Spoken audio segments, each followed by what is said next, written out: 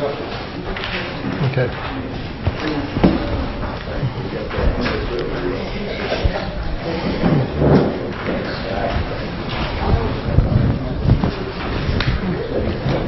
Welcome everyone to City Council meeting for Monday, July 9th. If we could have a roll call, please, ma'am, to establish quorum. Melissa Green. Here. Bob Thomas. Here. Vicki Schneider. Here. David Mitchell. Here. Christy Kendrick. Here. And Mr. McClung is absent with notice. If we can stand and recite the Pledge of Allegiance, please.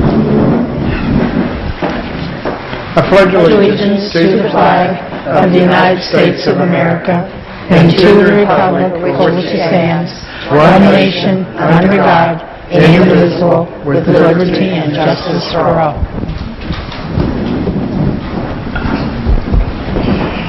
I would like to make a note that for those who came in late, if you want to sign up to have public comment, we have 3 minutes, and we've got a sign up here on the desk by the microphone if you haven't signed up.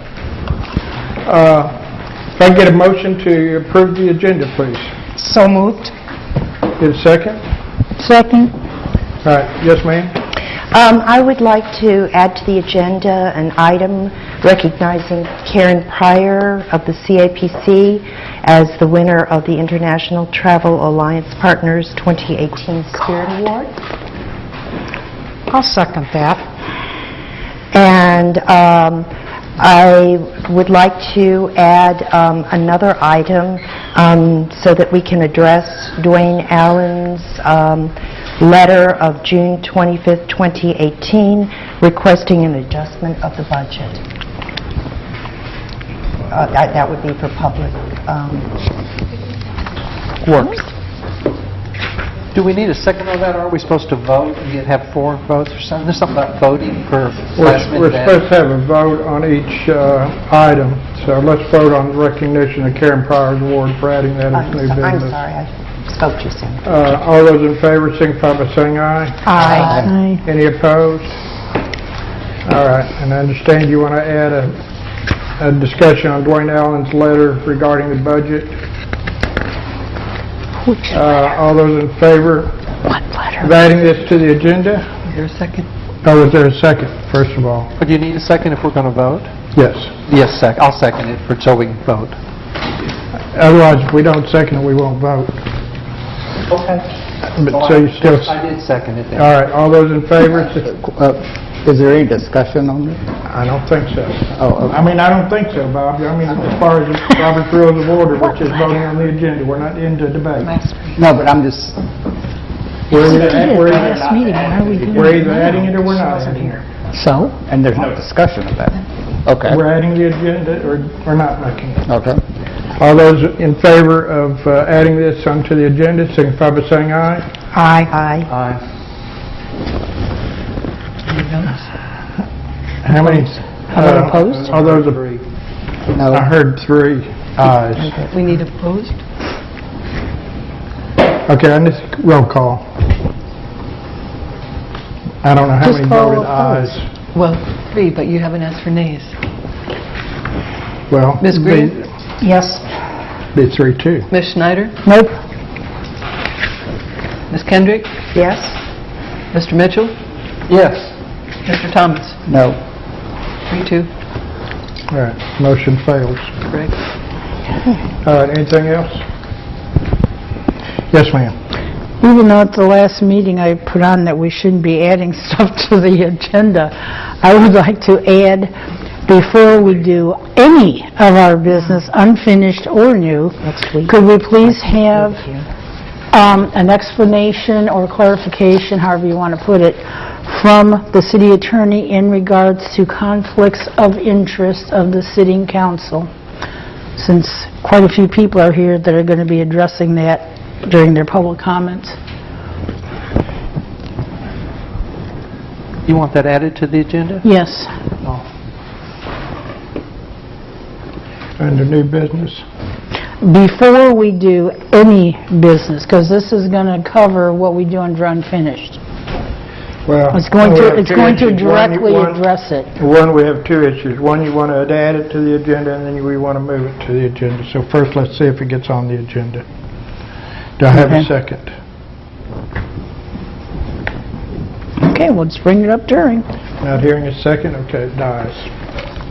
Anything else?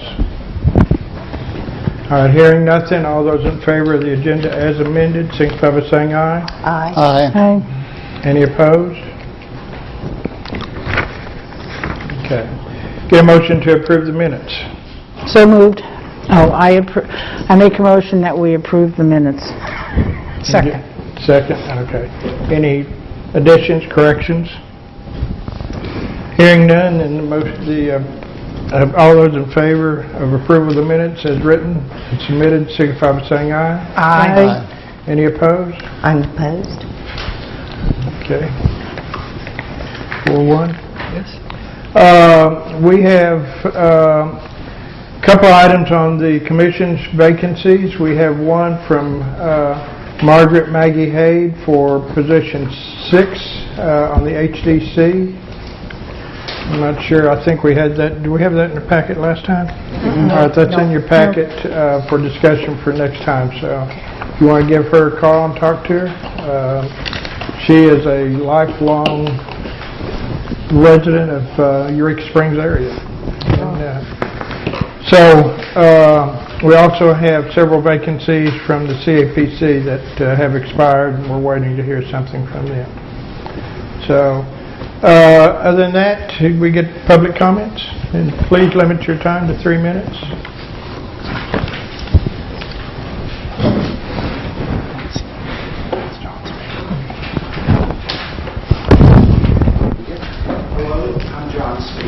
Own Hidden Springs Bed and Breakfast on Hillside Avenue, and I'd like to just speak briefly about some concerns that I have.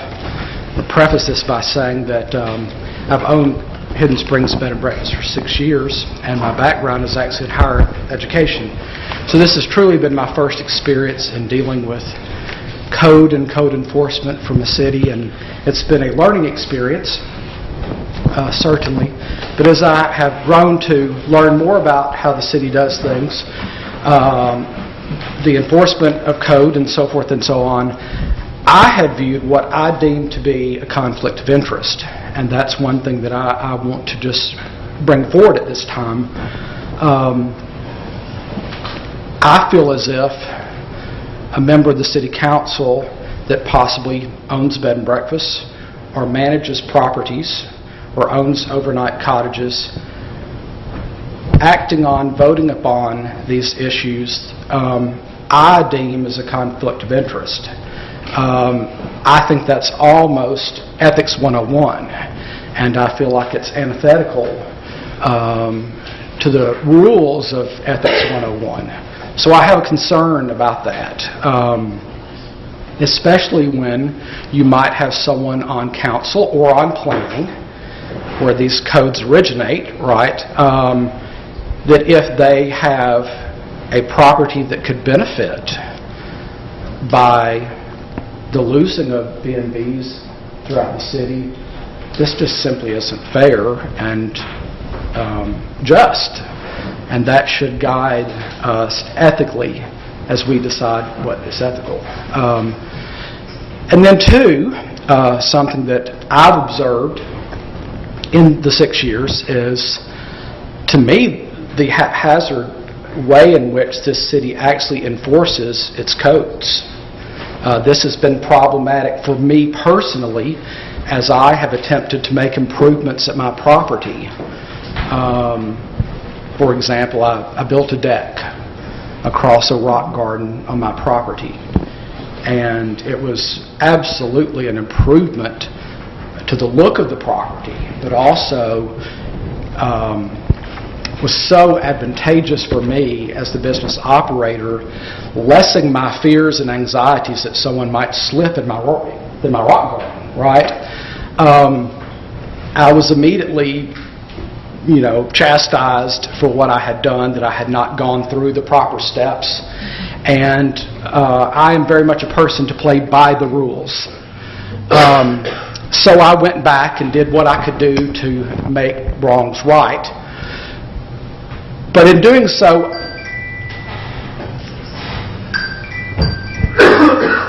the buzzer. in doing... Can't, Barbara. I mean, it's 3 minutes is high, but thanks for adding to the rules. Now, if I can turn this off.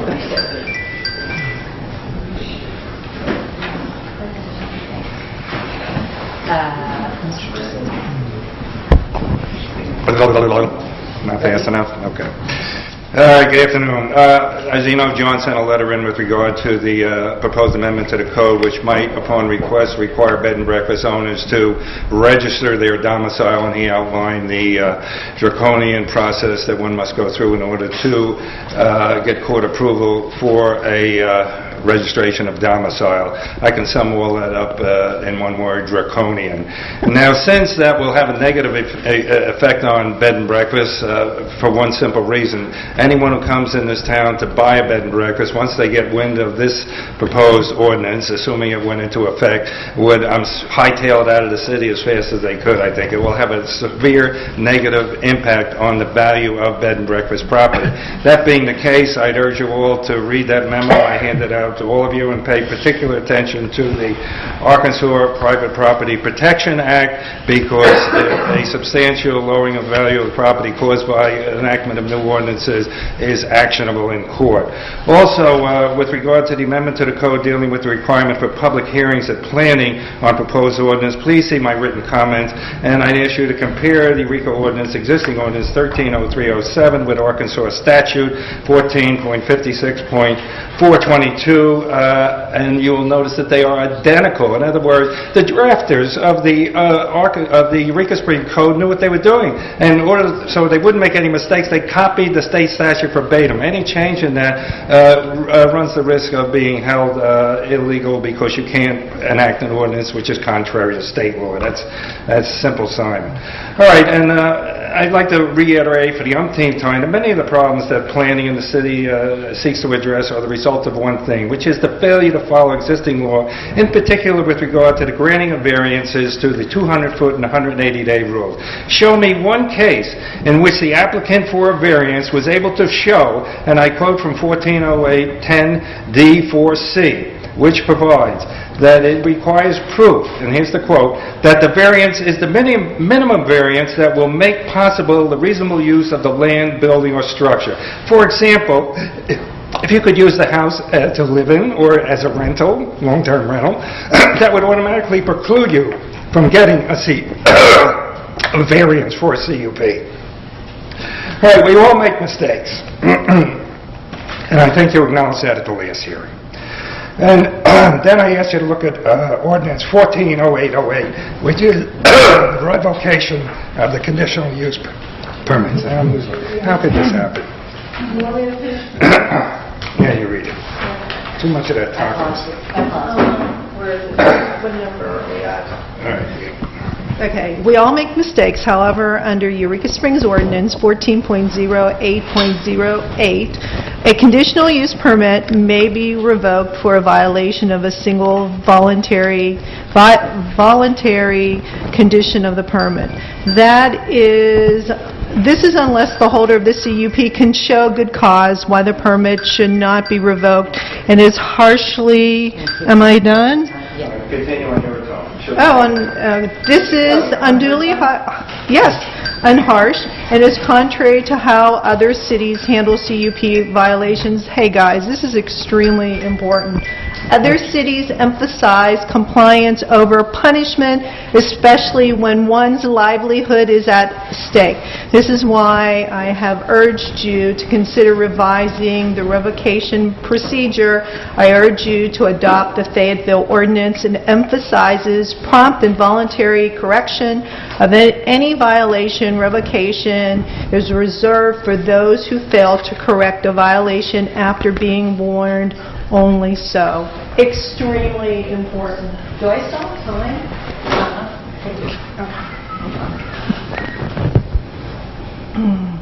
I've owned my business in Eureka Springs for 13 years. Some of you know me because I begged to get here. You should have all stopped me. It's true, right? Those who know me, you should have said, Susan, you're crazy. I have invested my savings, all of my money in this stupid business, my energies, my passion into this bed and breakfast, hosting weddings and lodging, helping visitors who have come to Eureka Springs. I support John's fee. Requiring bed and breakfast owners to obtain domestic domicile is overkill, intrusive, expensive, and will make our existing bed and breakfast undesirable to a prospective buyer. The city needs to enforce our existing ordinances, not create new ones. It's unfair to target, harass, law-abiding business owners who collect valuable taxes that will benefit our community. The city needs to make some sort of a process when changing their ordinances. I voiced my opposition to planning when these ordinances were being created. I got 3 minutes. That's it. There was no community outreach, no means for an open dialogue with the business community and city officials. And as to the meeting this evening, I didn't see any public notice that specified the ordinances that were going to be addressed. Our businesses and the revenue that they bring into our community are the cornerstone of prosperity in Eureka. Everybody needs to agree. Do I still have more time? 43. Do the right thing, guys.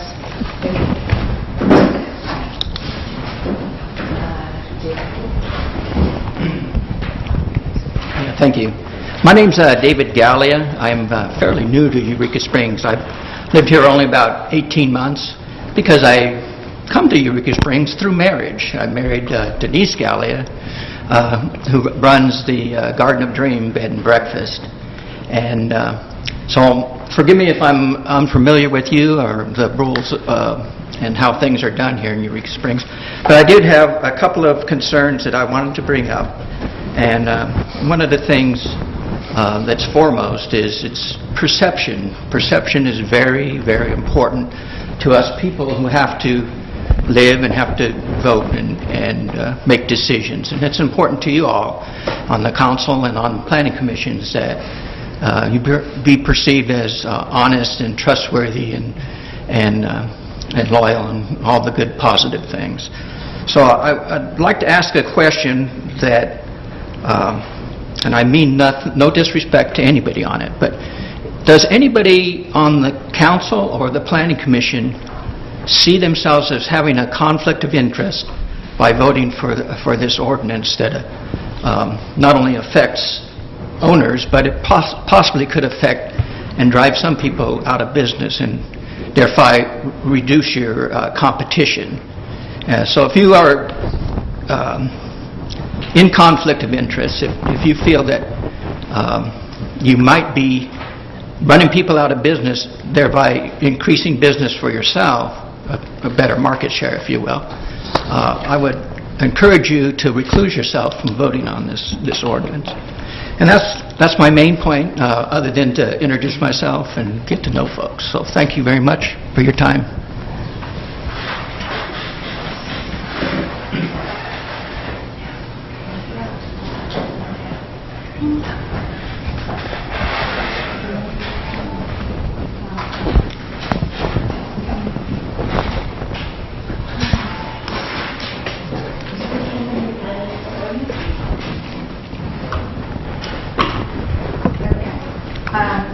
Overall, we're opposed to some of Could the you speak your name and address, please, ma'am?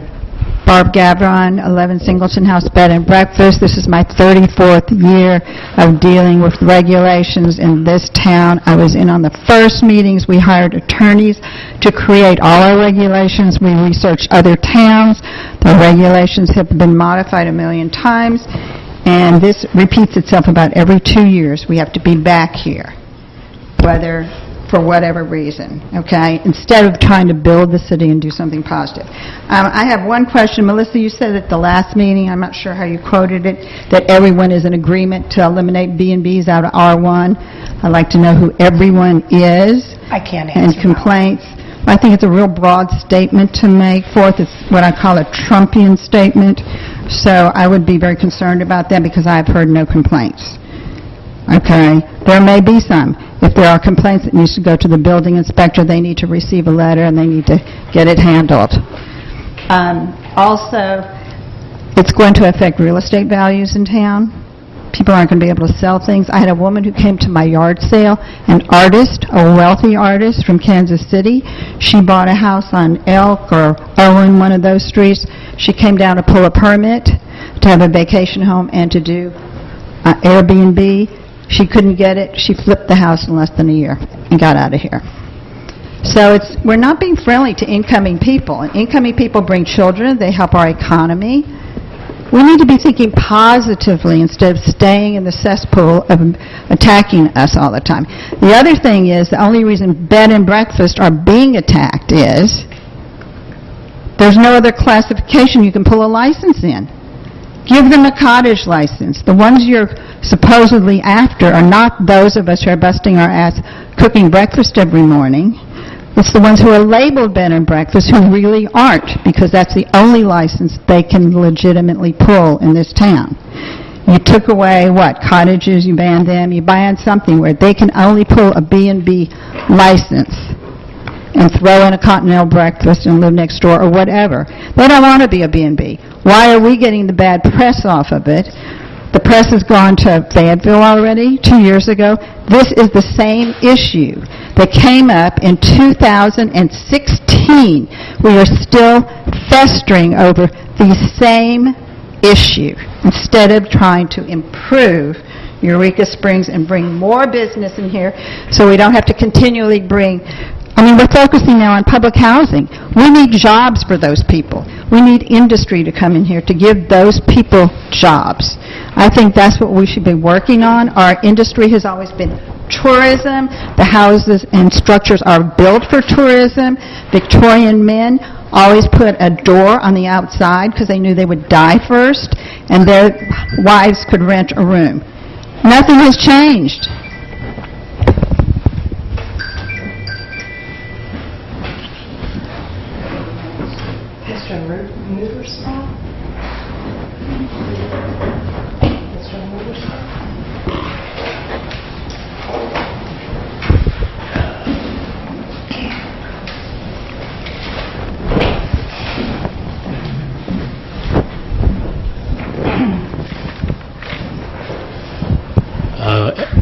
Can you hear me? Good. I'm having trouble hearing all of you, so if I repeat myself or what's been said already, I apologize. I live here in Eureka, have for about 9 years.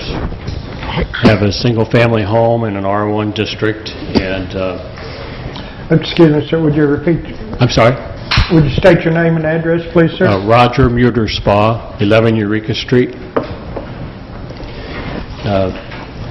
And I guess I was reading the papers as I do. I haven't been to meetings. I was the impression that the consideration for the R1 zoning special or conditional use change only didn't involve CUPs for bed and breakfasts. I thought they were only allowed in R2 and R3, et cetera, and I was misinformed. So I'm here this evening because I would like to see this board consider at least the language within the R1 CUP district to be clarified with respect to the 200-foot setback rule.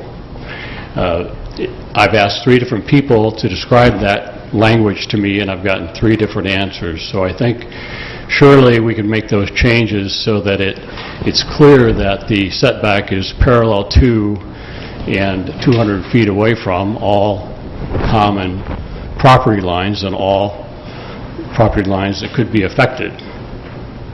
I got radius, I got diagonal, and I got, well, what if it's a irregular lot? I think it needs to be clarified. The other thing that bothers me more than that, I guess, is that it doesn't provide any provision for the person across the street.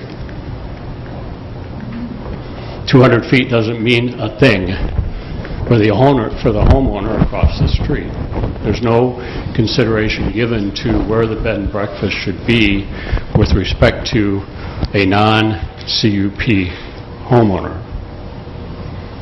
The language describes how a CUP for bed and breakfast would be granted with respect to another CUP, which is 200 feet.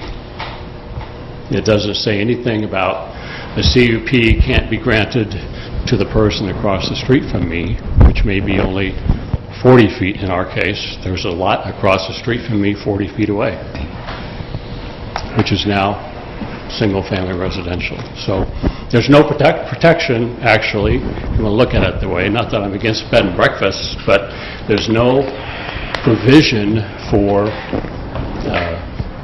the homeowner who doesn't want to have or objects to a CUP to use that as a distinction.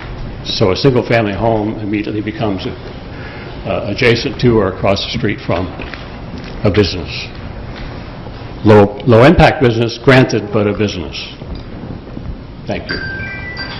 Right on time. Right on time.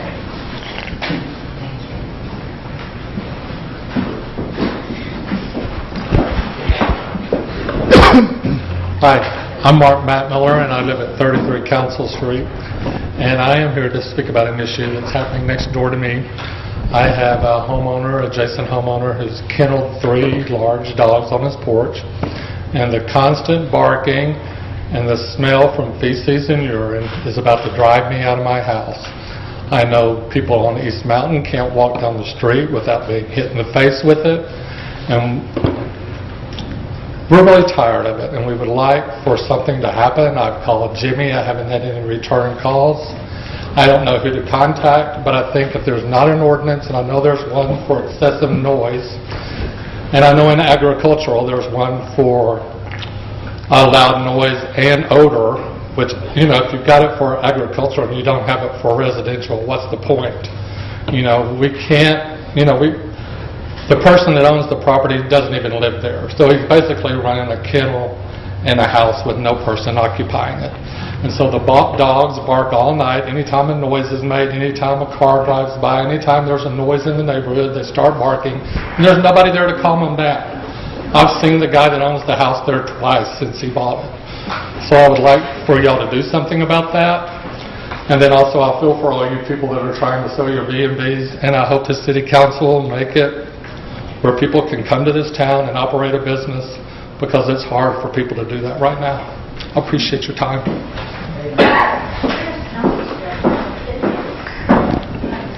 Is that it? All right. That concludes the section. I have one Yes, for you. that concludes our people coming before this, but I believe Bob has something he wants to read into the record from a citizen. Yeah, this is from Farrell K. and Zoe K., owners of Lake Lucerne Resort, Peabody House, and I guess former owners of the Inn at Rose Hall. Butchberry Mayor, members of Eureka Springs City Council.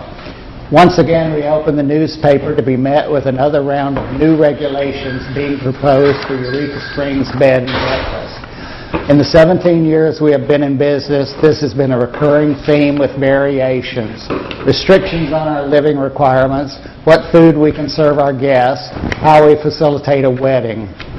We propose, instead of adding more restrictions to an already challenging business model, it might be beneficial to acknowledge our contributions to this community.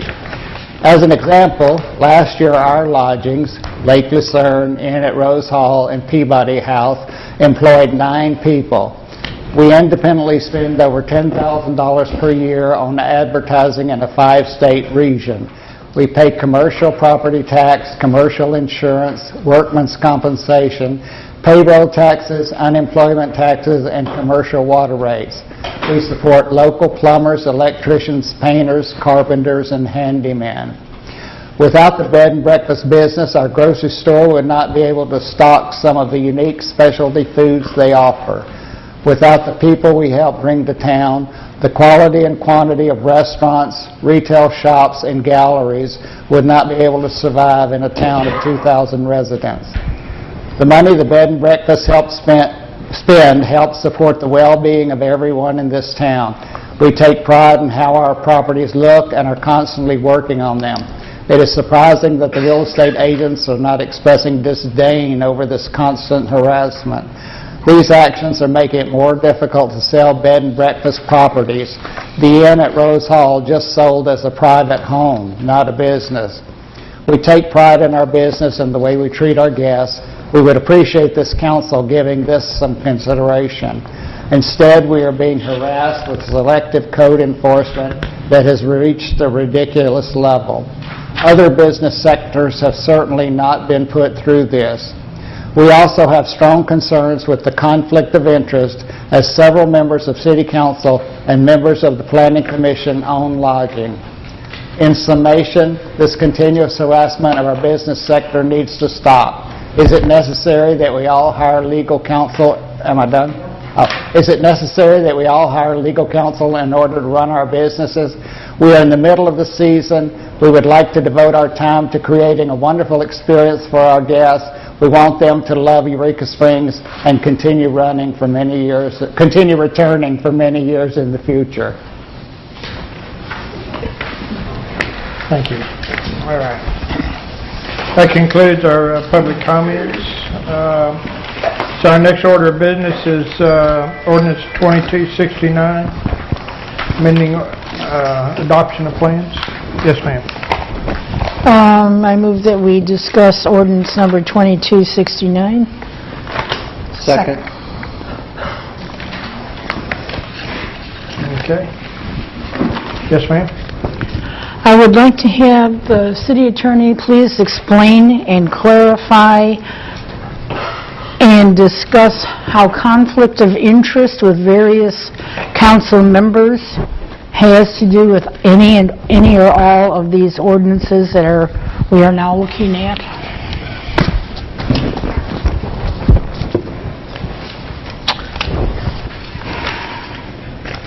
A conflict of interest in general occurs when someone with voting authority over a particular issue has a vested interest in that issue. In Arkansas, the Municipal League has repeatedly stated that the person who can call that conflict of interest is the person who has that conflict of interest. The commission or board or body they sit on does not necessarily have that ability to call the conflict for the person. If a person does not call a conflict on themselves and a conflict is expected by or suspected by members of the public or others, or particularly ones affected by the potential conflict, a court of law is required to be brought in order to establish if there is a conflict. A conflict of interest is generally expected in Arkansas to be that there is a monetary gain or loss to be had by legislation or approval or disapproval of items before the member who is voting from a personal advantage or from an advantage of a close relative. Generally speaking, the case law in Arkansas has indicated that where a conflict of interest would be is if the person is going to monetarily gain or lose from the passage or the denial of the passage of a particular piece of legislation. And as far as the body itself being able, it can request that the individual review, but it doesn't actually have the ability to prevent action by one of its members, other than potentially by a court action. May I continue then? Certainly. So basically, what our city attorney is saying in plain English, there are no cut and dried laws in regards to conflict of interest in the state of Arkansas for council members, or in this case planning members, in regards to these issues. It is up to each individual councilman to look inside themselves and decide if they want to go ahead and vote regardless of which way. If they want to go ahead and vote on these ordinances and be able to look at all of you in the face and be able to say, I did the right thing. This is what they have to determine, regardless of how it is that they vote, unless they are willing to recuse because they are involved. And yet this is a small town. It's hard to not have a lodging person or a merchant on council. Everybody's got to work. That's what we have here.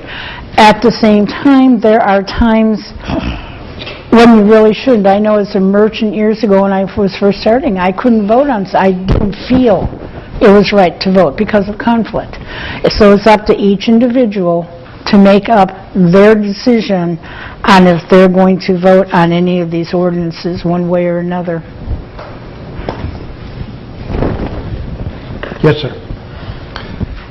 David? Yes, in response to that, because you can obviously see where it's being directed, I'd like to borrow some words that is in what Alderman Thomas read from Lake Lucerne Resort.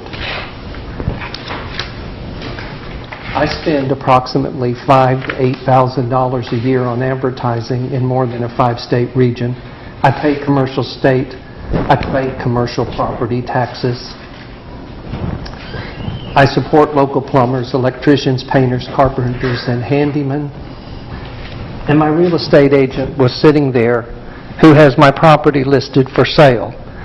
So if my vote or my support in any way, shape, or form for the ordinances that are before me that planning brought, it would affect my ability to sell my bed and breakfast. That's not gain, ladies and gentlemen. That is not gain. I have no conflict of interest. Don't tell us, tell them. Any other comments? Mr. Thomas? Yeah, I was contacted by Zoe this afternoon to read her paper, and I told her at that time that I had just been drafting a statement regarding my own conflict of interest because about 2 months ago I opened an overnight lodging. So I do think I have a conflict of interest. But I also realize that I can't just blanketly recuse myself, because if everybody does here, we don't have we'll never be able to pass anything. 4 of us recuse ourselves.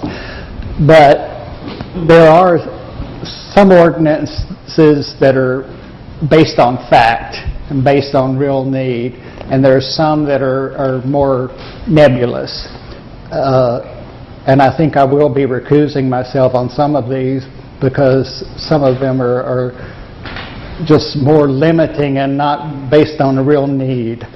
I can try to think of an example. This is kind of silly, but if we had an ordinance that said you have to have toilets in bed and breakfasts, I would vote for that and not feel a conflict of interest. That's a definite need.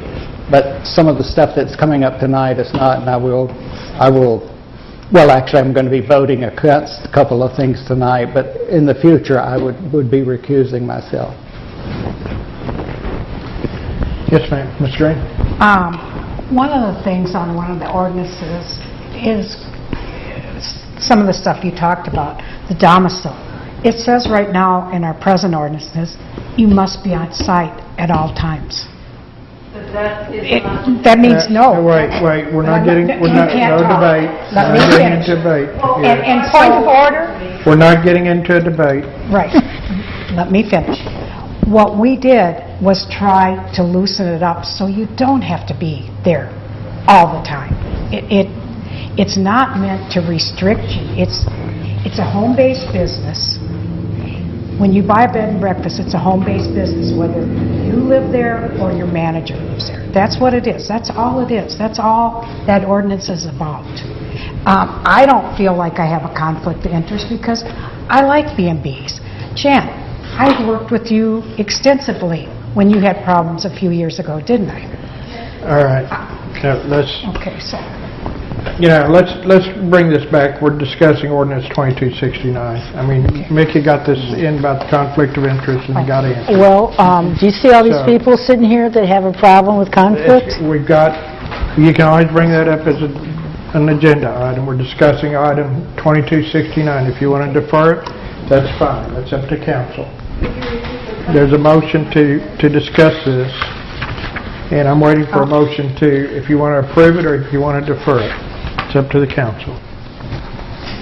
I make a motion to read ordinance number 2269, amending adoption of plans on its second reading. And by title only. Sir? By title only. By title only. I'll second that. Okay, discussion. Yes, sir. As I understand this, I went to see Glenna. The only thing that this really does is it basically limits the ordinances that have to have a public hearing. Instead of saying this, every ordinance has to have a public hearing, this one limits it to certain specific things. And I can see that would be real unwieldy if you started having public hearings on every ordinance that you were considering. So I support of this. Further discussion? Yes, sir, Mr. Mitchell. I agree with Alderman Thomas on this, and I don't see that I have a conflict of interest. Any further discussion? All right. Just a minute. All those in favor will have a roll call vote. Because it's on the second reading. Yeah. And also because he's suspending the rules. Right. But it's a roll call vote. Yes. Ms. Schneider? Yes. Mr. Mitchell? Yes. Ms. Green? Yes. Mr. Thomas? Yes. Ms. Kendrick? Yes. 5-0. Ordinance number 2269, an ordinance amending Title 13 of the Eureka Springs Municipal Code regarding adoption of plans. Okay, now can I get a motion to approve ordinance 2269 on second reading? Make that motion. Second. Okay, had a motion, a second. No discussion? Roll call vote? Vote? Okay. All those in favor, signify by saying aye. Aye. Any opposed? All right. Brings us to the second item, ordinance number 2270, amending R-1 Victorian residential. Make a motion to read ordinance number 2270. Okay, get a second? Second. Discussion? Yes, ma'am. I would like to preface my comments by stating that the only real estate that I own in the city is zoned commercial, so it would be totally unaffected by this particular ordinance. I object to this ordinance because it addresses, I believe, 3 different subjects.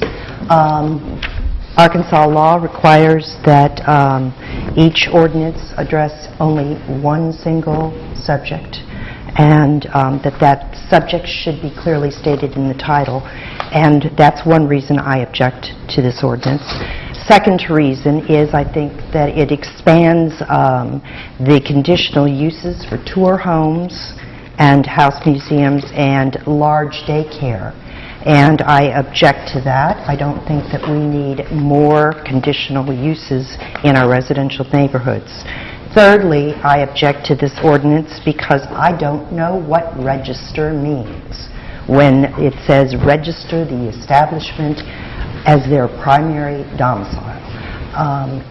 I really think that that's very nebulous, and as many citizens have pointed out, it can mean different things, and I object to that language. And those are my comments. I will vote against this ordinance for those reasons. Okay. Yes, sir. Yes, I'd like to ask the attorney a question since he wrote these ordinances. Do you agree with the alderman's position on this, or would you please give us your legal opinion as the city attorney? As to which of the three? I'm just whichever ones you want, sir. I think whether or not we can utilize all the two, I think there's only, actually, well, she's saying three, I guess, item 1, 4, new bed and breakfast. They all, I think, are consistent with the ordinances that have been passed by this council over the last several years, in that they all deal with one particular section of our city code. And I think they meet muster based on the way that the Arkansas legislature has also done when they address one particular section of code. As to that, as to the second or third issue that Ms. Kendrick brought up, remind me, I'm sorry. I wanted to make a comment, but I've lost your third. Was registration, the meaning of registration? I don't know what registration means either.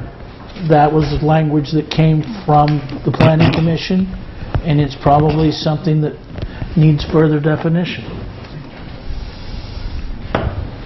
And that was drawn directly from the language I was given by them. We do have the chair of the Planning Commission here, so... I have a question. Okay, Mr. Mitchell. I'm going to ask an opportunity. Would either of the people from planning care to address this? You want to just leave it with the attorney and let us vote accordingly?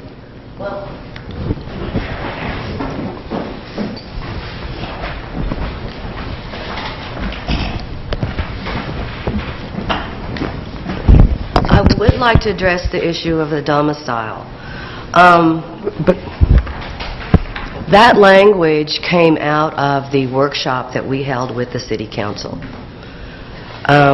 We wanted it to be very simple, whereby if you buy a B&B, if you get a new B&B, if you get a cup transfer, you're just stating that that's where you are going to live. Or if you're not going to live there, that's where your manager is going to live. So I don't think Planning Commission has any problem with modifying that language, but that came out of a workshop we had with all of you.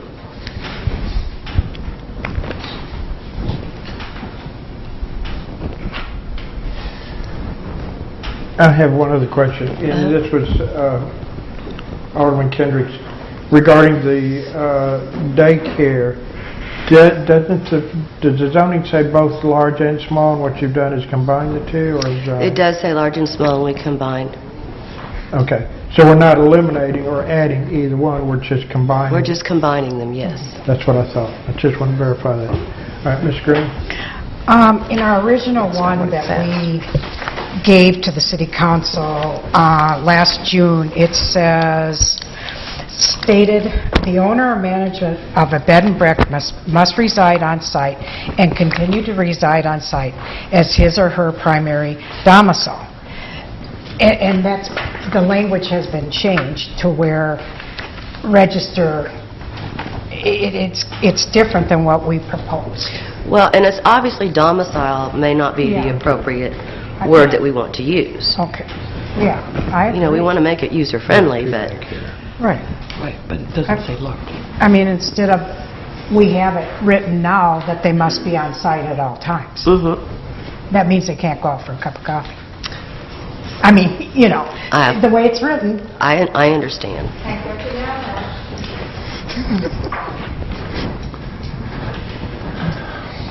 Ms. Snyder?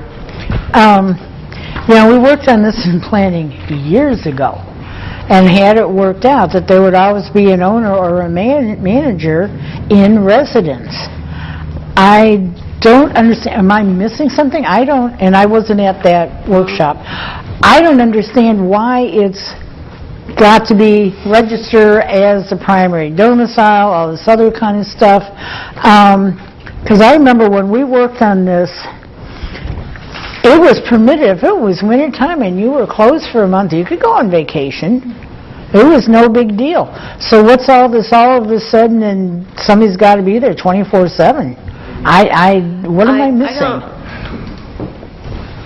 I don't think it's meant to be 24/7. I think what's happened, unfortunately, is we have some B&Bs that maybe the person no longer lives there, and maybe the neighbor is monitoring. That presents parking problems because nobody's really monitoring that. I think common sense comes into play. If you want to go on vacation for the month of January, we don't monitor. There's nothing in code that says you have to be open 365 days a year. As far as I know, the only people that monitor B&Bs are the CAPC for their funds.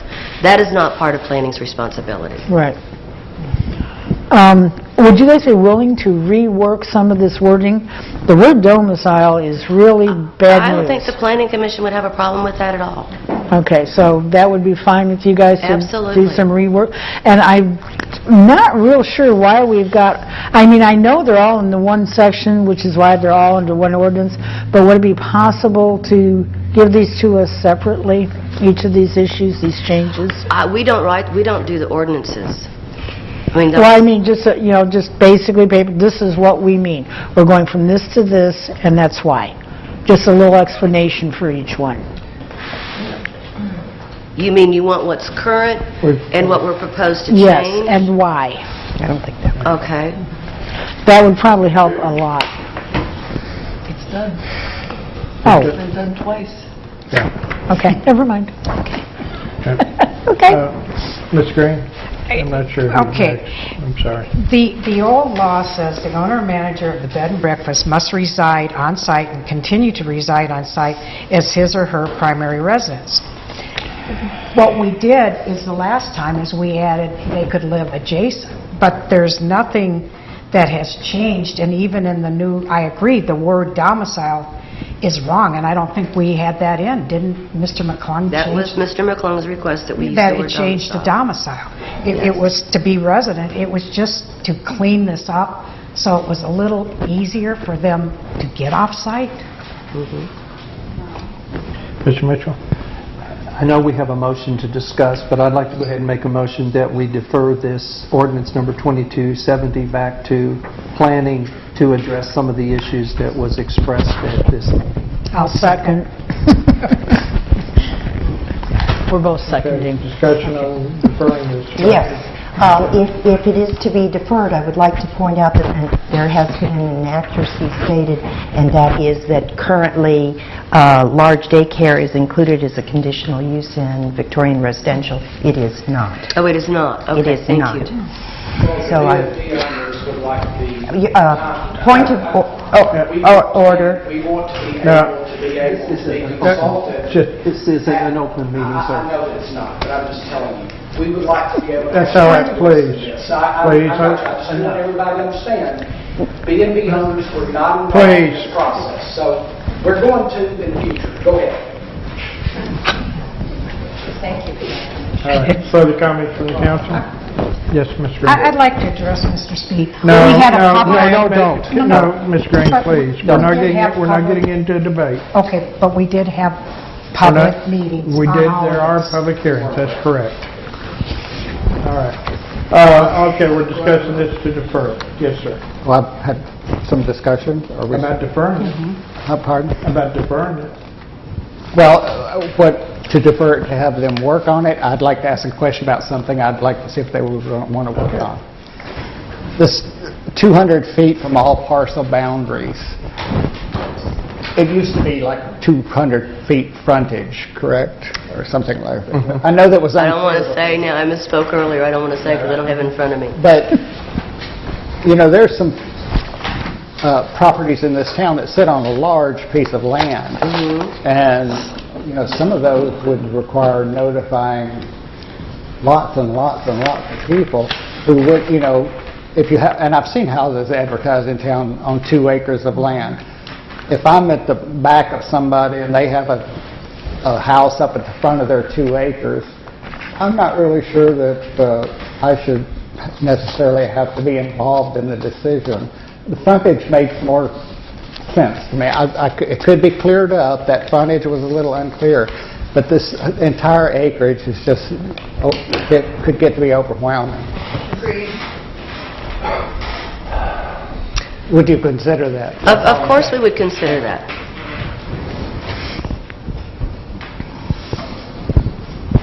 All right.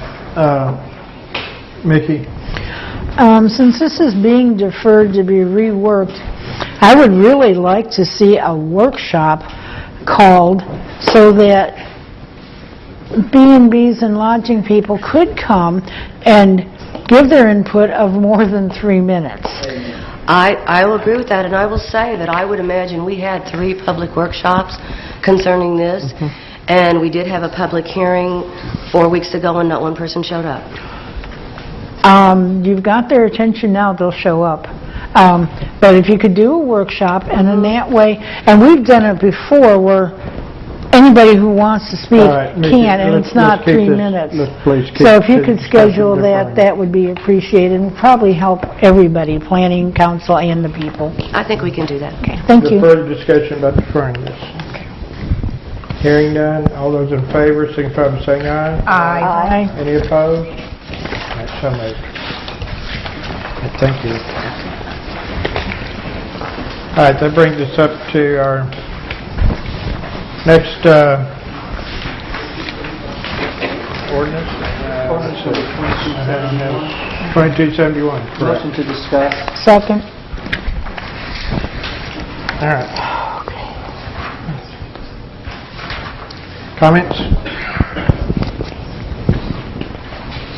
Ms. Green? Okay, this one again has the same new bed and breakfast establishments that we just deferred, so I will make them.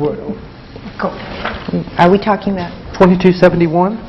What's the one okay, I got a different one. Regarding C1, C2, C3. Okay. Well, I've got last week's. It's number 3. Okay. Flip me back, please. Okay, well, okay, all right, I've got the other one. All right, I'm sorry.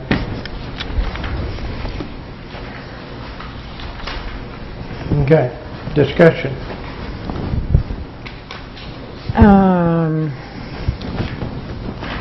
I think this is plain English for a change. Do we have a motion? Well, to discuss. We had a motion to discuss. I'm looking for a motion to put it on the first reading. Second. Second. We did read it last and passed? Okay. Yes. So I'm looking for a motion put it on second reading by title only. It's not a second reading, it's first, isn't it? It's the second. It's the second reading. Okay. Mr. Thomas. Yes, I move to read ordinance number 2271 by title only. I'll second that. For second reading. For second reading. Okay. Discussion. All right. You want to discuss? Just real quick. This was simply because we had missed some venues. Isn't that all that this is? Yes. Yeah. Isn't that all that this is there? Okay. Thank you. All right. Mr. Thomas? Yes. Ms. Schneider? Yes. Ms. Green? Yes. Mr. Mitchell? Yes. Ms. Kendrick? Yes. 5-0. Okay. Get a motion to approve. Excuse me. Ordinance number 2271, an ordinance amending Title 14 of the Eureka Springs Municipal Code regarding C1, C2, and C3. Now I'm looking for a motion to approve ordinance number 2271 on second reading. So moved. Second. Discussion. Hearing none, all those in favor, signify by saying aye. Aye. Okay. Opposed? Opposed? Hearing none. Passes. All right. Which brings us to our next ordinance, ordinance number 2272. Motion to discuss. Second. Yes, ma'am. I would note in this ordinance that it has a big, large, capitalized choose one halfway through there, and I don't think anybody ever discussed choosing one or the other. I would like to make a comment that the second "or" was drafted by me back in October,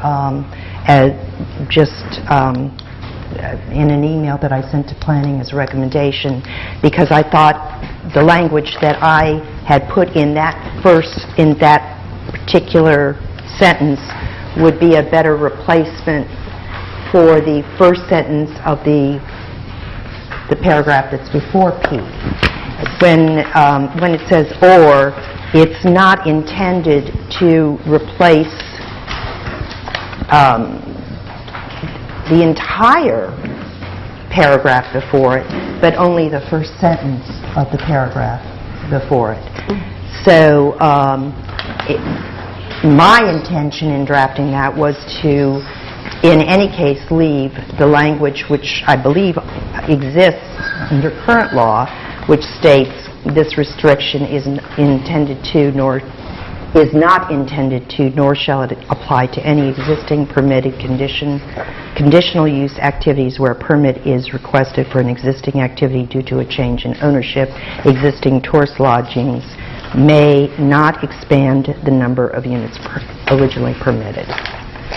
So, as I said, it was only intended to take the place of the first sentence in that paragraph. And I still think it is a better drafted sentence than that is in the first paragraph. I followed you up until comments about the bed and breakfast. Okay, basically, between see- these two choose ones. No, I understand that, but we're talking about, and that's fine. Mm-hmm. If you would like to make a motion saying you'd like to read this with the second. I would like to amend the ordinance before us. Okay. So that the word, the phrase choose one is deleted. And following that, on page 1,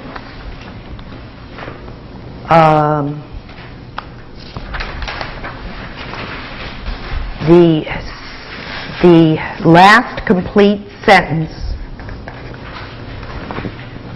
of the paragraph, the last paragraph on page 1, the last complete sentence on the last paragraph on page 1 is replaced by the sentence that is after the word or on the second page. Chris, would you tell us what words you've taken out, please? I didn't follow that. I'm sorry. Okay. Parliamentary inquiry, Mr. Mayor. Yes, sir. The Planning Commission has already agreed to take this back and relook at the 200-foot rule, so I'm That's really... regarding the bed and breakfast. Pardon? That's a bed and breakfast. It's in the planned unit development. Only, okay, the 200-foot rule is different for each one, so they're only considering the 200-foot rule for bed and That's the breakfast. way that we addressed it. Okay. Yeah, that doesn't mean that we can't change that, but still. If I may Ms. go back. Kendricks? In the way I drafted the sentence that is after the or, it talks about take out a lot of phrases here. It says no request shall be granted if a property is within 200 feet of another property. Whereas the sentence that's on page 1 says no request shall be granted if a property is within 200 feet of an application. I'm sorry. But that's not what it says that you're reading. Thomas, you are correct. This Doesn't say that. I think paragraph P, and I don't have it in my code in front of me, deals with conditional use permits. The section above deals with the planned unit development. I think you may be correct at this point. We may just take that out. Does paragraph P deal with Didn't hear you. under section use conditions, 1408? Sure you can make a choice without reading both of them. Mr. Mayor? Yes, sir. I have. Okay, wait. Oh, excuse me. So you go ahead. Oh, no, I just have the old one. I was just going to say, because I still didn't understand what Ms. Kendricks was doing, is it possible to just make a motion to defer this and let planning send it back to us And then Well, anybody let has any me- comments? Yes, we can, just a moment. Let's verify something here, just a minute. 1408 what? 1408-03.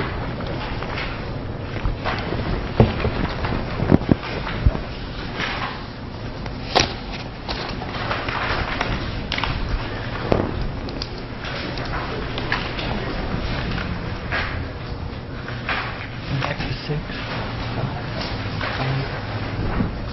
Keep your fingers there. Okay. It's not, we're not there yet. There's 03.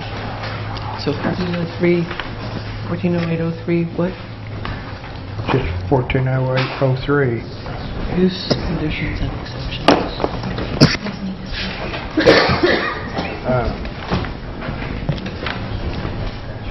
Let's take it from this code because this is the most recently updated.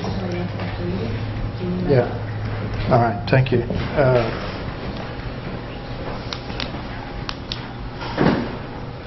Through a use variance. So this...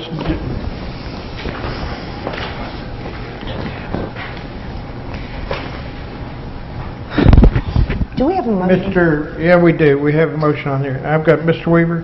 This ordinance, is this dealing with planned unit developments or is it dealing with conditional use permits? The way it was presented to me, it was supposed to all be with the planned unit. It may not be. No. It says conditional use permits, but under E, and then it goes on to E, F, and on down. It's not under planned use development. It's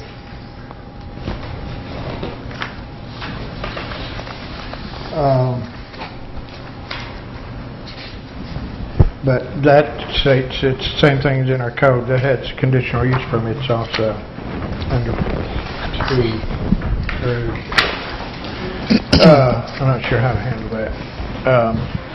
I'm not sure that our code is exactly divided correctly at that point. Any thoughts from Planning Commission? It's in that section, so that's Yeah. why it's written like it is. It's under a section called conditions applying generally, and it is all, and everything underneath it is all over the board. It runs the gamut from height of buildings to planned unit developments, to metal buildings, to conditional uses, I would to think that accessory should be uses. taken out completely to make it clear. That whole section's a mess, but it is not well, we'll have limited to to do planned that. use development. All right, we got a motion to defer this. I think that's probably an appropriate thing to do. It didn't have a second yet. I'll second it. Okay. Do you see my little hand waving? Yes, ma'am. Basically, the biggest change that was done was they took out the terms, the partial sentence, primary frontage street, because they made it 200 foot all around instead of just in the front. Point of order. That's the biggest change. That's the biggest change that was made. Point Well, of we're order. We're deferring this at this point. Well, people need to know what the biggest change was. All right, you got a comment on discussion on deferring this to... Okay, all those in favor of deferring this to the Planning Commission, signify by saying aye. Aye. Any opposed? Okay.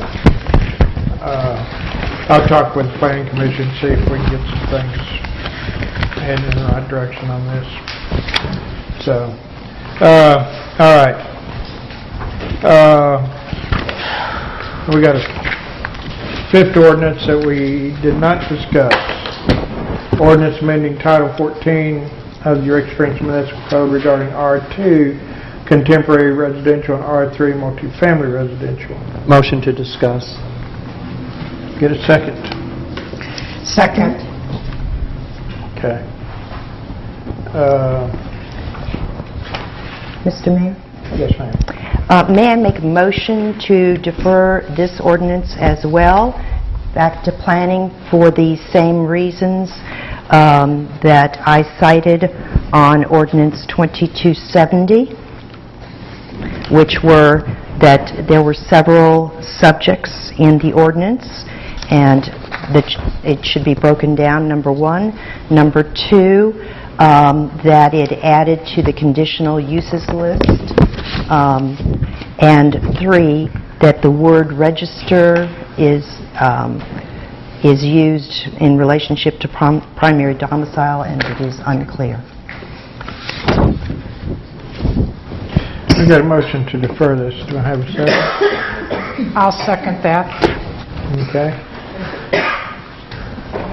Any discussion? All right, all those in favor, hearing no discussion, all those in favor signify by saying aye. Aye. Any opposed? Abstain. So 4-1. 401, yes.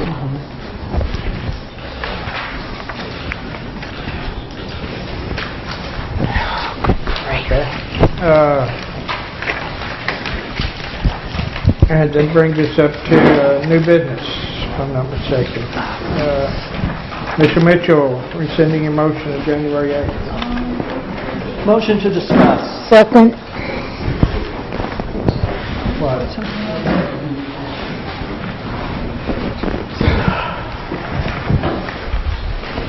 That's all right, we'll talk about it later.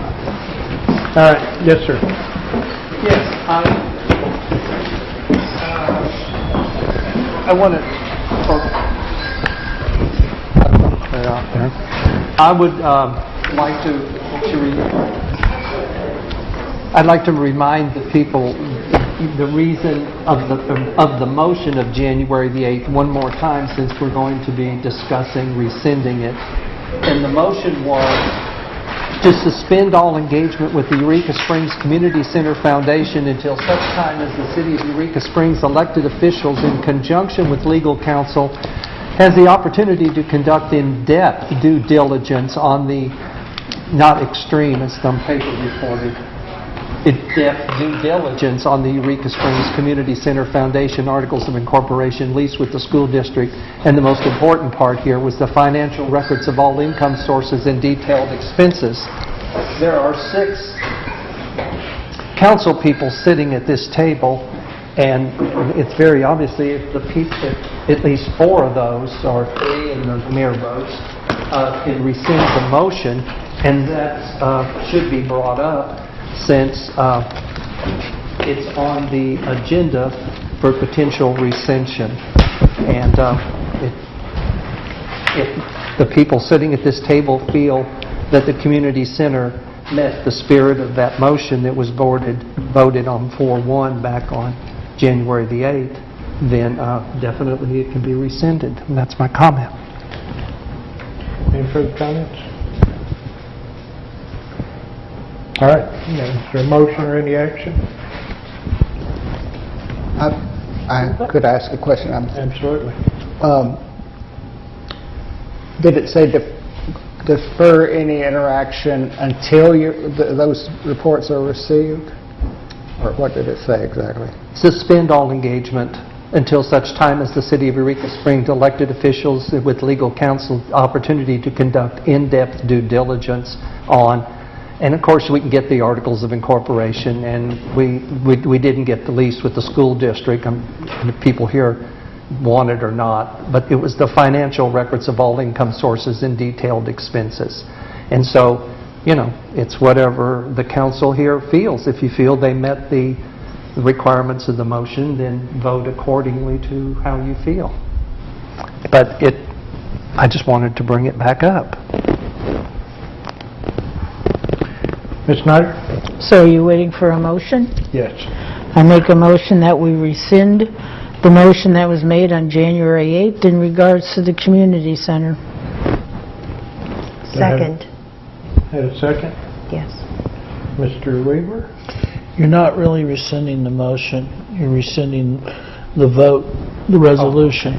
Okay, I make a motion to rescind the vote on the resolution from January 8th. Second. Okay. Discussion? There was a resolution? When you vote, basically you established a resolution that nothing would transpire. That- Temporary law, not a permanent ordinance. Okay, no further discussion? Yes, ma'am? I have a question of the attorney, and I may not even phrase this right. By what we're doing, we're not saying we're going to engage with the community center. We're just rescinding that if we want to, we can, or if we don't want to, we don't have to. Okay. Thank you. You would be allowing your body or any other part of the city to be able to engage once again. Should the mayor want to have discussions, or should they want to come and have discussions with one of the other boards, you would be allowing that also. Mr. Mitchell? Yes, I just want to make one thing really clear. This whole thing arose out of the desire to be sure that there was a separation of this body who has the fiduciary responsibility of taxpayers' money from in any way being used in the engagement of a private entity. And that was a lot of the purpose of this, and there was a lot that led up to this that caused, I think, some concern about the opportunities of things that were going on, moving grants, and other issues that were taking place about that time, even not within this body, but the CAPC, about taxpayers' money and how it could be used or moved into a private entity. Because there's certainly a lot of, I think there's 25 on the IRS code, nonprofit agencies within the city limits of this town, and there was discussion about different entities and money, and so I think that a lot of the issue about this motion came around that. So that's my comment.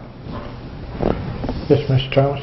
I'd just like to clarify that I have concerns about conflict of interest. I've always had concerns about conflict of interest, and rescinding this motion doesn't eliminate my concerns. Any further comments? All right, all those in favor, signify by saying aye. Can we do a roll call? I guess. Roll call?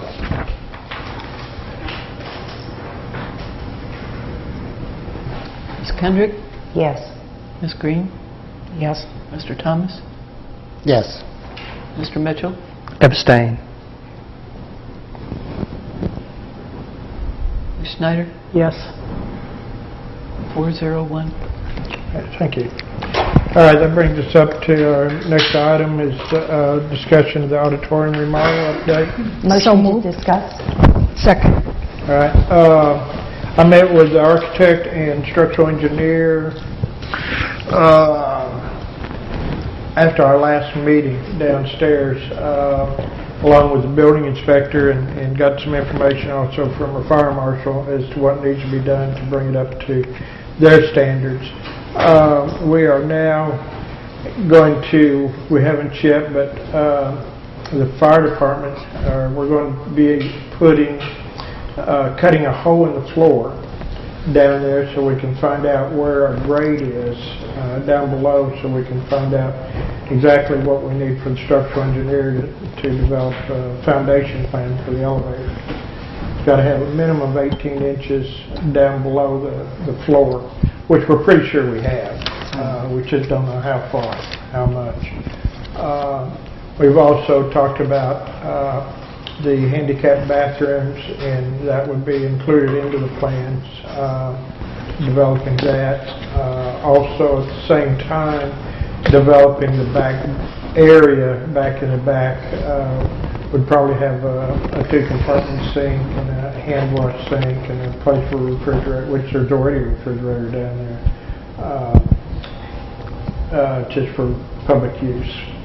So I haven't talked to the architect today. I tried to get a hold of him. He's out of town. But I'm thinking probably within the next couple of weeks if not by the next council meeting, maybe the council meeting after, for sure, we'll have preliminary plans and showing what's to be done. Excellent. So, Mr. Mitchell. Question. I know when we discussed this and we voted and everything, there was an option of the 2 elevators. There was the one that was less expensive, and then there was the one that carried a lot more weight. And did we actually make our motion depending on the elevator? And then wasn't there something about the CAPC giving us some money to make up the difference? And designing it and told the designer to use the larger elevator. It seems ridiculous not to have that. Otherwise, you cannot use it at all for loading. It's strictly a wheelchair lift. And if you're going to spend that kind of money, it makes sense to go ahead and throw some extra money into it and make it a functional elevator. And I think on the CAPC, I think we've had that discussion about... And I think the CAPC said that, they're willing to throw in the money. Yeah. Okay. So, just wanted to clarify that. Because, why. if we're going to... It's just... Yeah, anyway. So we're using a regular elevator that... I think it's 2,500 pounds. Yeah, that's what you said. That includes everything, the people and stuff. So then the next question would be, when does construction start? That I have no idea. This year? Well, we'd like to get this in before you are off the council. I would highly recommend it, yes, since we've been supportive of it. And off the CAPC. When are you going to cut the hole? I'm not sure when we'll do that. Maybe next week sometime. Would you call me? Yeah. Well, the hole's always going to be there, because all we're going to do is just cover it up. I know. Yeah. Big piece of tin. Yeah. See, probably plywood. Yeah. I had to ask that question because I knew Bob was waiting for that. When is it going to start? Yeah. Okay. All right. Any further comments, questions? All right. Our next one is get a motion to discuss the GPS warning signs. I make a motion that we discuss the GPS warning signs. Okay. You want me to start?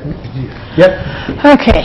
This is something I've low-key pushed for years, and it's gotten to the point we really need to do something. I have talked with the police chief, I've talked with the fire department, and everybody agrees. All of us know GPS does not work properly in Eureka at all. I suggested, and both the chiefs loved it, that we put signs at all entry points where it says welcome to Eureka, and it's got population, all that. Entry signs that say welcome to Eureka, please turn off GPS or get lost, with a big smiley face. Now think about it. The people who are smart will sit there and turn it off. The people who aren't will leave it on, they'll get lost, and they'll go, oh.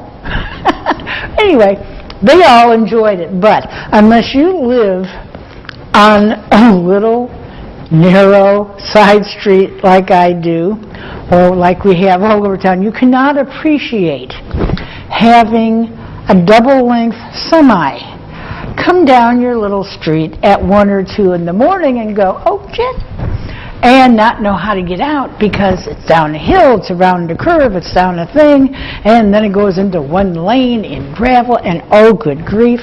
And you have to call the cops. They don't appreciate it. Invariably, they have to have, depending on the situation, they have to have the fire department people out there for in case of falling off the side of the road. And this has been going on for eons. They would love to see something done. It doesn't necessarily exactly have to be with a smiley face, but that is eye-catching, thought-provoking, and would work, and they would love it. But we have got to do something. The police department has contacted all the various GPS companies to try to have them post on their thing, please, when you enter Eureka Springs, Arkansas, turn off GPS, it doesn't work. These companies want nothing to do with that. They could care less, which absolutely astounded me. They don't care. They refuse to do that and have told the police chief that to his face a couple times.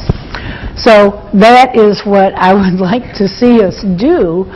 And we're only talking adding, a few signs, but it would sure help because these people, I'm not kidding, 1, 2 in the morning, when there's an event weekend, especially the car weekends, that's when it's the worst. And you get all these vehicles, that haul like 6, 8 cars at a time. Oh my God. Talk about people having fits. But it's that, it's the semis, anybody new to the area. It gets really, really bad. And I think I told you guys, like last year, I did my GPS just for the heck of it, coming into town by the depot. To go 1 mile, it took me 20 miles in almost an hour, following my GPS, going the way it told me to, for 1, maybe 2 miles. It's ridiculous. Yes, ma'am. I personally have had great success changing Google Maps when I have found inaccuracies in Google Maps. So I find it surprising that they would not react to inaccuracies in their maps. They refuse to post it. Excuse me? I'm speaking. Oh, excuse me. Thank you.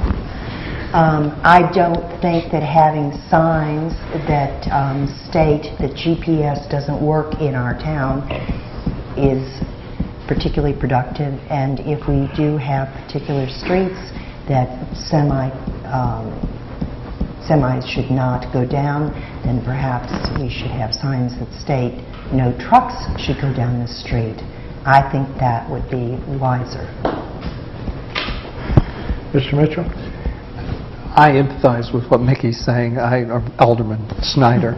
I really do. I'm on the Upper Historic Loop, and then a lot of times my guests, if they put in Summit Street to get my bed and breakfast, but they don't put Summit Street, if they don't put street, they go to Summit in Holiday Island, which is absolutely amazing.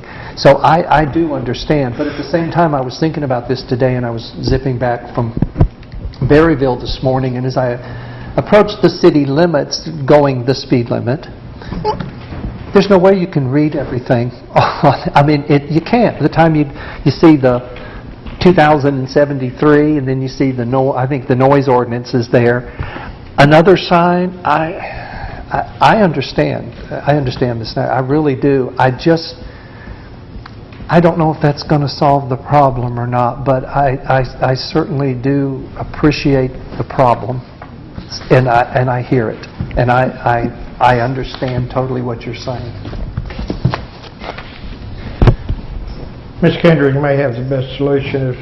If there's an issue with your street, we may just need to put up a sign up there before they get in there, no through trucks. Yes, ma'am.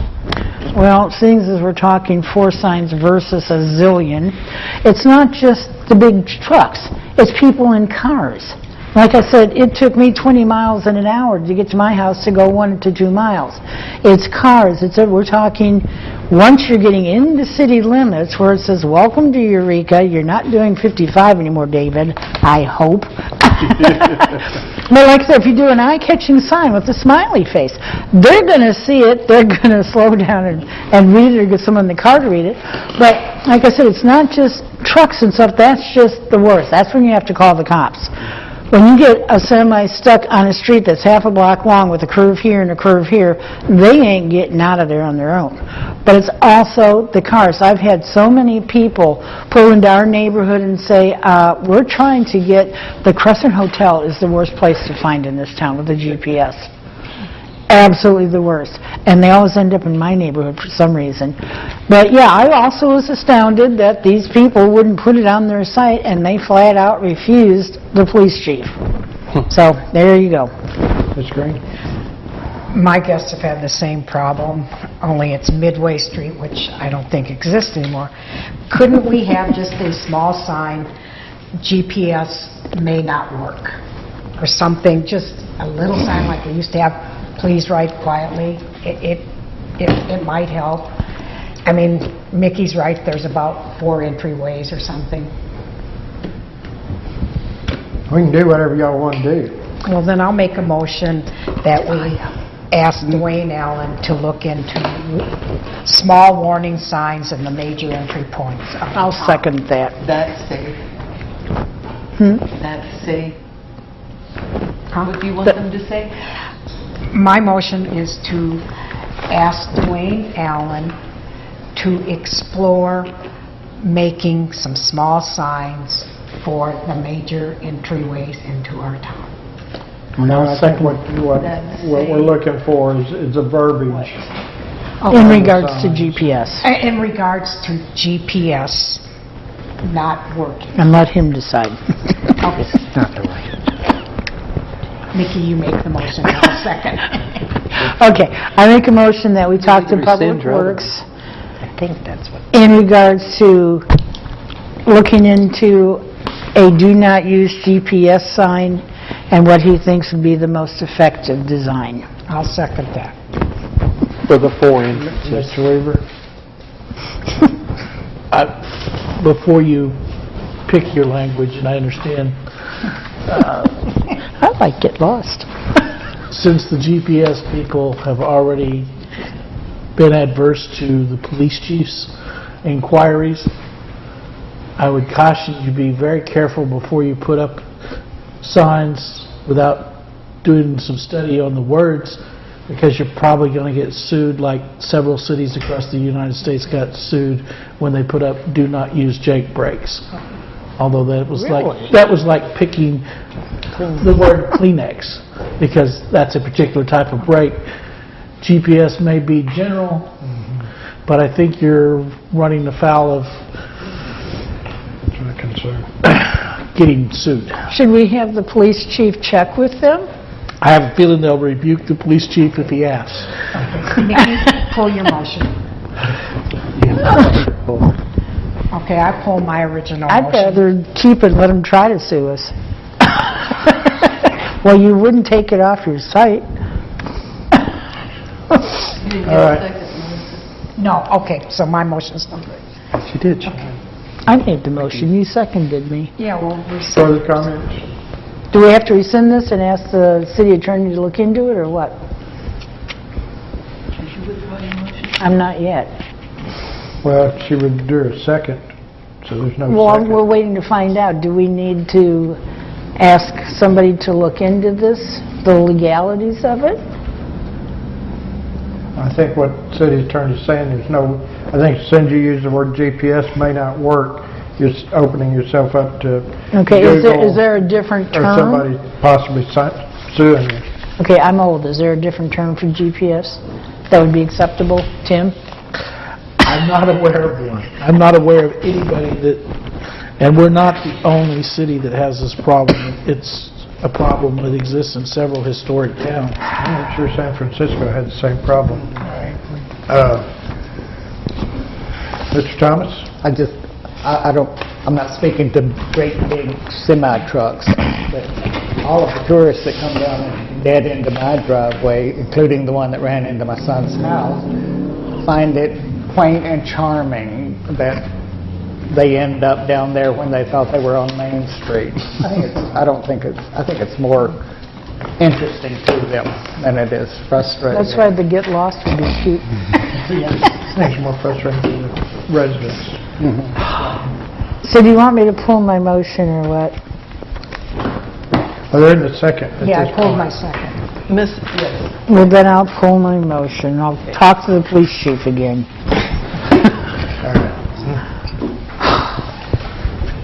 Okay, on to, I think Ms. Kendricks wanted to recognize Karen Pryor and her award. How about your resolution? Oh, I got it, I'm sorry, I jumped ahead of myself. Get a motion to discuss resolution So moved. on Second. willingness. All right. We've received the notification from the state of Arkansas that we'll have state aid funds that will be available. We're going to be able to do almost all of Hillside, I think all of Hillside and parts of Dairy Hollow, and with the state aid money this year. But we need a resolution accepting those funds and notifying too that we are liable for the right of way and any utilities. And then anything that we add on to our own projects. That's what the 100% means on the bottom. of the city project program, but not let to contract. Yes, sir. So that I understand that the state aid street program, 100% is great, and I sort of, so it's for reconstruction and resurfacing of the actual highways, of the road that Yes. you've talked, okay. Yes. And construction of city projects, what utilities, construction, right-of-way? Any right-of-way or utilities that are involved in those areas would be our responsibility. And city projects program but not let to is 100% for us. Okay, so construction engineering. So none of this, if we're reconstruction and resurfacing the roads, but we're not going to be doing actually in the downtown area. You said this is Hillside. We've been looking to trying to get this grant for the last 3 years, I think, and we finally got awarded. So this is just Hillside, and you said Dairy Hillside Hall? and part of Dairy Hall. Okay, thank you. Yeah. Now I understand it.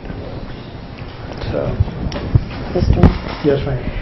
In Section 3, what does, in the second line, what does the term city forces mean?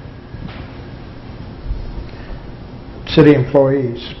It's in the maintenance of the right-of-way by city port.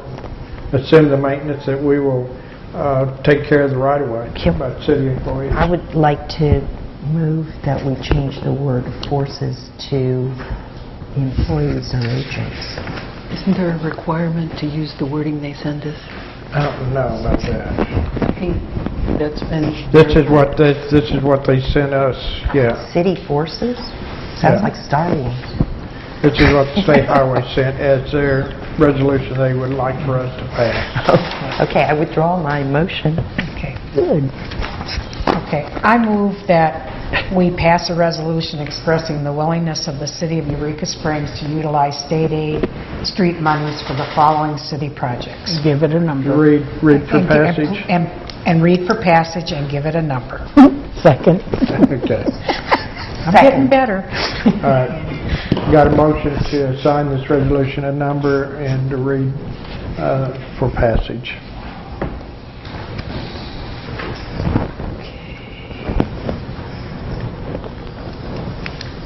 Mr. Thomas? Yes. Ms. Green? Yes. Ms. Kendrick? Yes. Mr. Mitchell? Yes. Ms. Schneider? Yes. 5-0. Resolution number will be 732. A resolution expressing the willingness of the city of Eureka Springs to utilize state aid street monies for the following city project. Eureka Springs Overlay Number 2.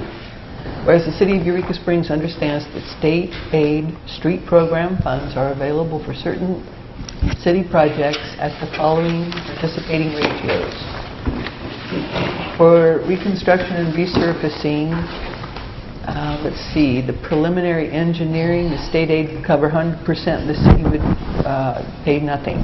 For construction of city projects, for right-of-way work, the city would absorb 100%. For utilities, the city would absorb 100%. For construction, the state aid money would cover 100%. For construction engineering, the state aid money would cover 100%. City projects programmed but not led to contract, all phases would be covered by city funds. Now therefore be it resolved by the City Council of Eureka Springs, Arkansas that Section 1, the city will participate in accordance with its designated responsibilities in this project. Section 2, the mayor or his designee is hereby authorized and directed to execute all appropriate agreements and contracts necessary to expedite the construction of this city project. Section 3, the city agrees upon completion of the project to assume the maintenance of the right-of-way by city forces and/or others, including utilities and individuals, in accordance with the prevailing Arkansas State Highway and Transportation Department regulations. Section 4, the city pledges its full support and hereby authorizes the Arkansas State Highway and Transportation Department to initiate action to implement this project. Thank you. All right, now we're on number 5. Ms. Kendrick's Motion to recognize Karen Pryor. Yes, I'd like to make a motion to recognize Karen Pryor of the CAPC as the winner of the International Travel Alliance Partners 2018 Spirit Award. It's always really pleasing to hear that a city employee or a commission employee is recognized nationally, and I want to thank her for her good work and for receiving this award. I'll second that. Discussion? What are you spending?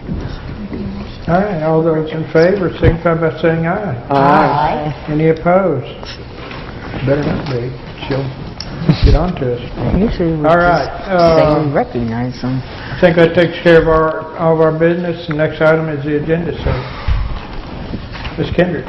I would like to add as an agenda item the June 25th, 2018 letter from Dwayne Allen of Public Works requesting that we adjust his budget.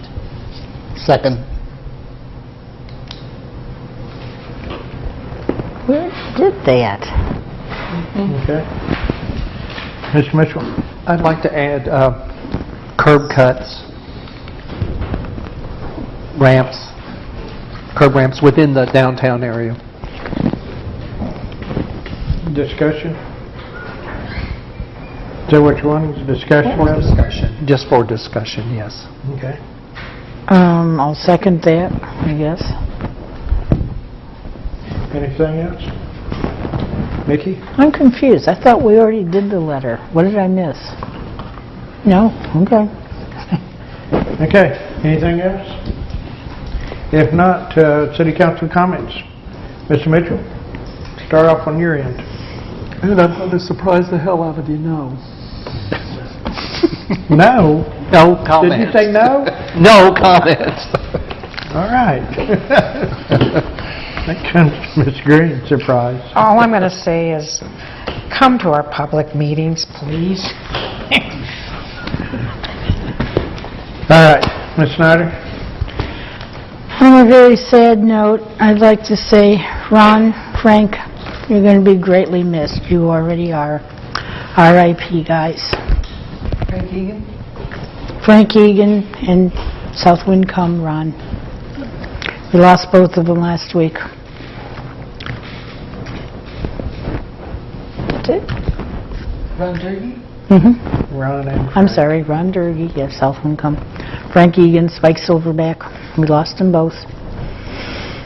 Frank's been here since at least 72. He was one of our major bee people. Yep. Will be missed.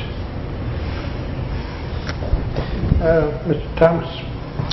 Yeah, I want to take a few minutes to clarify something that happened at the last meeting. Starting out with, I support the Parks Commission getting 100% of the Lake Leatherwood tax fund. That's not I have no concern about that.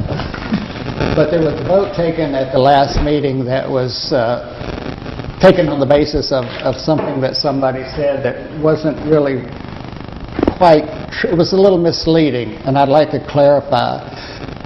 The AML lawyer, Lanny Richmond, in response to Christie's questions, responded that the City Council controls the tax funds by budgeting and appropriation. And she also says that the city has to allocate the Lake Leatherwood sales tax. That was in her first response. Yes. And then Mr. Clark wrote her about his system. The city gets the tax money. He writes a check to Lake Leatherwood. They have a tax account in their budget.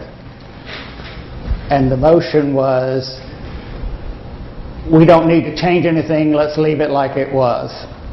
And I think that we have never allocated those funds. I think allocating is an active verb. The process is great. I love the way they're handling the money in the budget department.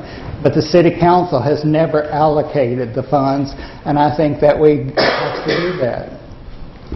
And I just wanted to clarify that. Anything else? Nope, that's it. Thank you. Ms. Kendricks? I would just comment that I agree with Mr. Thomas. I think the legal term is appropriated the funds, but the concept is the same, that I believe that the City Council has to take an affirmative action to permit the Commission to spend those funds. That's my only comment. All right. I want to make the mention that for those who hadn't seen the local newspapers, the Eureka Springs Cemetery was recently listed on the National Register of Historic Places with, I think, state significance. And we're real happy about that for this placement on the list of historically significant property, as our cemetery certainly provides a tangible link to our local past. And I want to thank the Cemetery Commission and Glenna Booth and the Preservation Society for their efforts in facilitating this recognition. It's a great honor to be on there. Coming up on July 13th, we have Adam Cunningham and the Wilson Brothers Band at 7:30 p.m. in the auditorium. Also on the 13th through the 15th, we have the Fat Tire Festival all day in Leatherwood Park. And then Sunday, we'll have the Fat Tire Festival, Fat Tire Race, starting off at Basin Park at 9 o'clock in the morning. And on the 19th, we'll have the Poet Luck in the park from 6 p.m. to 8:30 p.m. in the Basin Park. And this is the one that everybody's waiting for. It's the 21st of July. It's the Kate Brothers in the park. And that's going to be from 6 to 8. So be sure to bring your lawn chairs, because seating, I'm sure, will all be taken. And going on right now through the 19th is Opera in the Ozarks, nightly out at the Inspiration Point. And if you haven't been, it's a great place, and they've done a lot of improvements out there, and they've got some great operas. So, other than that, motion to adjourn. Second. All in favor? Aye. Okay, any opposed? What? Conference council. Well, I mean... I agree.